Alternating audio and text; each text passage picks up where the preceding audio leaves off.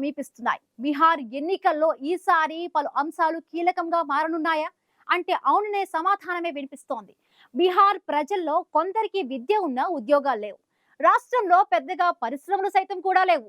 బీహార్ను ఎవరు పాలించినా అక్కడి ప్రజలు తలరాతలు మాత్రం మారడం లేదని అభిప్రాయాలు వినిపిస్తున్నాయి. ఇలాంటి పరిస్థితుల్లో బీహార్ ఓటర్ల మనోగతం ఎలా ఉంది? బీహార్ ఓటర్లు ఈసారి ఎవరికి పట్టం కట్టే ఛాన్స్ ఉందనేది ఆసక్తికరంగా మారింది.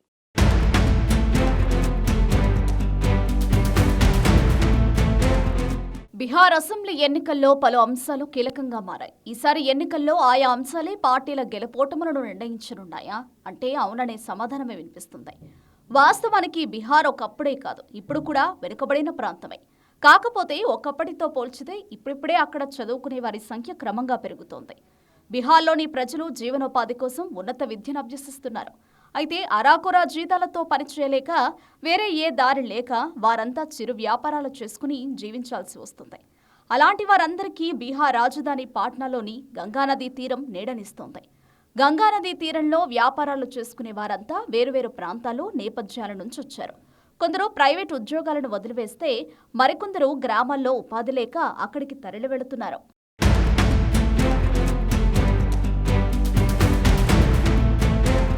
బీహార్లో అసెంబ్లీ ఎన్నికలు సమీపిస్తున్న నేపథ్యంలో గంగానదీ తీరంలో వ్యాపారాలు చేసుకుంటున్న వారు తమ సంపాదన పెరగాలని, పరిశ్రమలు రావాలని కోరుకుంటున్నారు.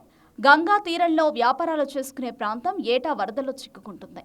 అక్టోబర్, నవంబర్ నెలల్లో వారంతా శిబిరాలకు వెళ్లాల్సిందే. ఈసారి ఎన్నికల్లో అక్కడి ఓటర్లు తమ ప్రాంతంలో వరదలను నియంత్రించే వారికి ఓటు వేసే అవకాశాలున్నాయి. తమ ప్రాంతంలోని సమస్యలను పరిష్కరించి తమకు ఉపాధి మార్గాలతో పాటు ఆదాయం పెరిగేలా చర్యలు తీసుకుంటామని హామీ ఇచ్చిన వారికే గంగానదీ తీర ప్రాంత ప్రజలు ఓటు వేసే అవకాశం కనిపిస్తోంది. ప్రస్తుత ఎమ్మెల్యే, మాజీ మంత్రి అమరేంద్ర ప్రతాప్ సింగ్కు ఈసారి బీజేపీ టికెట్ నిరాకరించింది.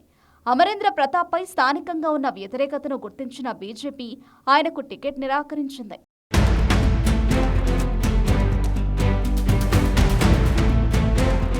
ఈ ఏడాది మొదట్లో నీతి ఆయోగ్ విడుదల చేసిన 2022-23కు సంబంధించిన నివేదికలో బీహార్ దేశంలోని నిరుపేదలు అధికంగా ఉన్న రాష్ట్రంగా నిలిచింది. బీహార్లో 26.59% మంది పేదలున్నారు.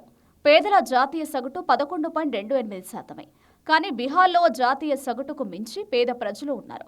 ప్రజల ఆరోగ్యం, విద్య, జీవన ప్రమాణాల ఆధారంగా ఈ లెక్కలు వేస్తారు. వాటితో పాటు 12 సుస్థిర అభివృద్ధి లక్ష్యాలను పరిగణలోకి తీసుకుంటారు. కులగణన సందర్భంగా ఆదాయాలను ఆరా తీయగా బీహార్లోని 2.97 కోట్ల కుటుంబాల్లో 94 లక్షల కుటుంబాల ఆదాయం నెలకు కేవలం 6,000గా వెల్లడైంది. బీహార్లో 15 నుంచి 29 ఏళ్ల మధ్య వయసున్న యువతులలో 2023-24 నాటికి 9.9% మంది నిరుద్యోగులుగా ఉన్నారు. ఇది 2018 నుంచి 19లో ఉన్న 30.9% కంటే తక్కువే.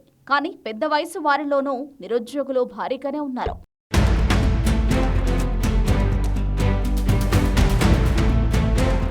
బీహార్ అసెంబ్లీ ఎన్నికల్లో ఈసారి ఏ నియోజకవర్గంలోని ఓటర్లైనా తమ ప్రాంతంలో విద్య, ఉపాధి అవకాశాలు కల్పించే నేతలకే ఓటు వేసే అవకాశాలు కనిపిస్తున్నాయి.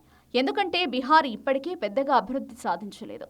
బీహార్లో చదువుకున్న వారికి సైతం ఉద్యోగాలు లేవు, పరిశ్రమలు తక్కువే. ఇలా చెప్పుకుంటూ పోతే బీహార్లో అనేక సమస్యలున్నాయి. బీహార్లో ప్రభుత్వాలు మారుతున్నా ప్రజల జీవన ప్రమాణాలు మాత్రం మెరుగుపడడం లేదు.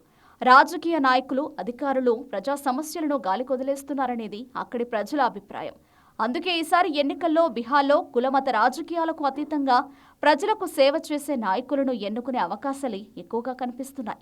ఇలాంటి పరిస్థితుల్లో ప్రజల సమస్యలకు పరిష్కారం చూపిస్తామని హామీ ఇచ్చి వారికి అండగా నిలబడే నేతలకే బీహార్ ఓటర్లు పట్టం కట్టనున్నట్లు తెలుస్తుంది.